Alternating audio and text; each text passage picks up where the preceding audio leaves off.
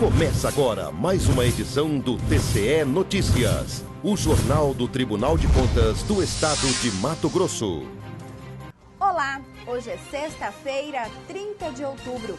Questões relevantes sobre os tribunais de contas. Este foi o assunto abordado pelo ministro do TCU, Bruno Dantas, na 65ª edição do EAD, realizado pelo TCE de Mato Grosso. Confira os melhores momentos da aula.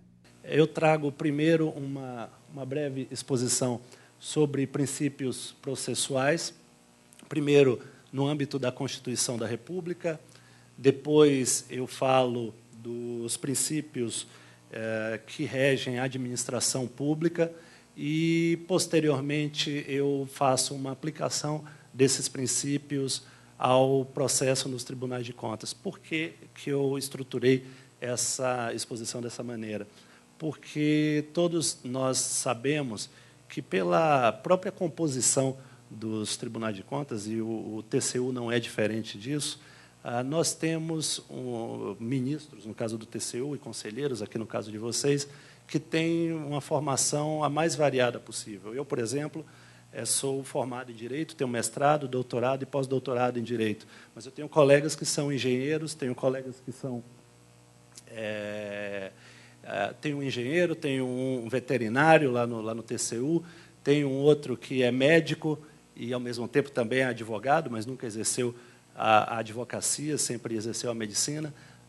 Temos um administrador, temos um contador, e aqui eu imagino também que, no caso do Tribunal Estadual, também é a mesma coisa. Hoje eu almoçava com o conselheiro Ronaldo e ele me dizia que a formação dele é em ciências contábeis, e isso é algo absolutamente natural e, eu diria, elogiável, porque permite uma visão multidisciplinar do processo de controle de contas. Uma informação importante para quem tem formação em Direito, provavelmente já ouviu falar a respeito, para quem não tem formação em Direito, eu explico do que se trata. Uma garantia que está na Constituição, chamada devido processo legal, que, na realidade, não é uma novidade brasileira. O devido processo legal, que é conhecido na Inglaterra, nos Estados Unidos, como Due Process of Law, quer dizer muito mais do que a sua tradução possa significar. Due Process of Law não significa devido processo no sentido procedimental legal.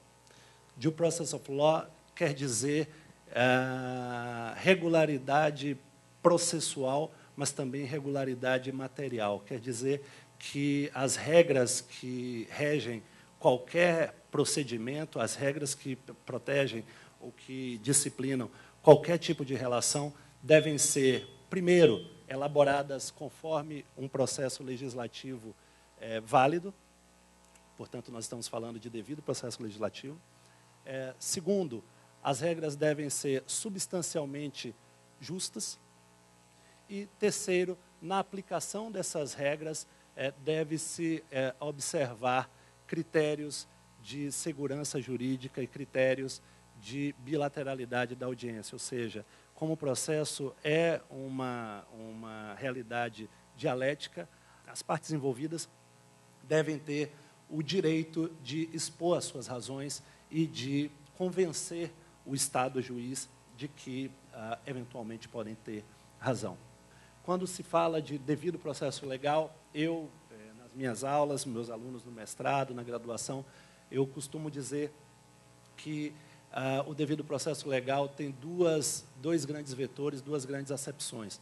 Uma acepção processual, que é conhecida por todos nós, que, quando se fala de devido processo legal, todos nós achamos que, olha, eu não posso ser sentenciado sem ter sido citado no processo, eu não posso ter uma sentença condenatória se eu não tive direito de provar as alegações que apresentei, eu não posso ser condenado ou privado dos meus bens sem que eu tenha tido oportunidade de mostrar que eu paguei aquela dívida ou o que quer que seja.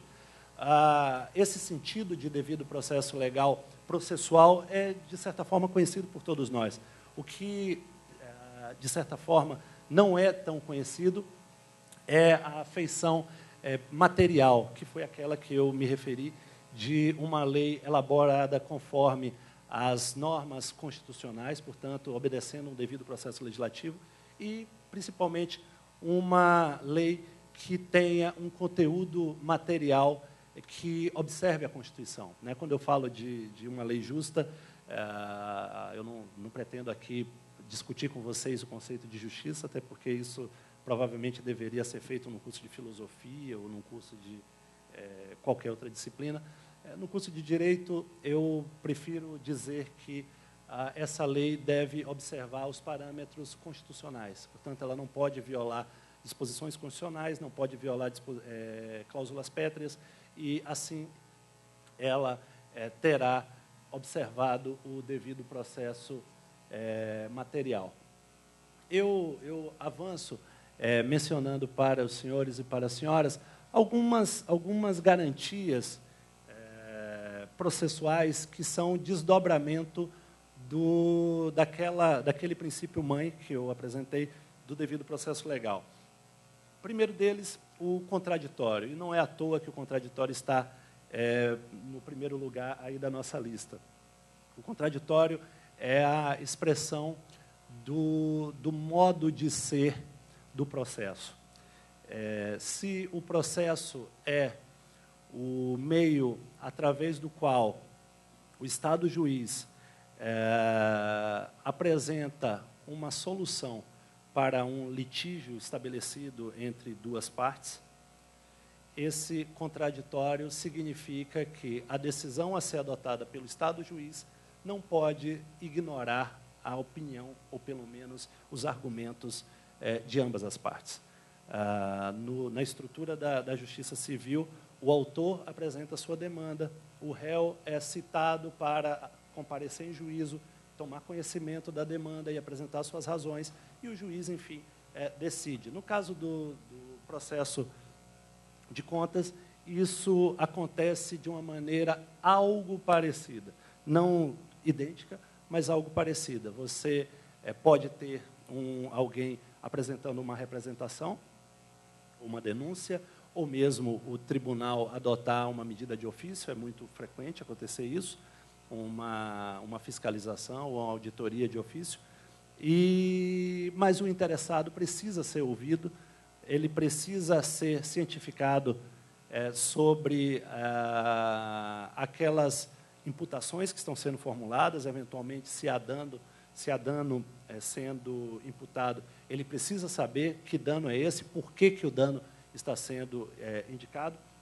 E teaser é o seguinte, é uma provocação. Né? Na verdade, eu vim aqui só para fazer uma provocação para vocês, aí vocês pedem para o presidente, para o diretor da escola, para solicitar um outro encontro nosso aqui, e aí eu vou ter o prazer de falar mais uma tarde inteira a respeito desses assuntos. Tem muito tema para a gente discutir.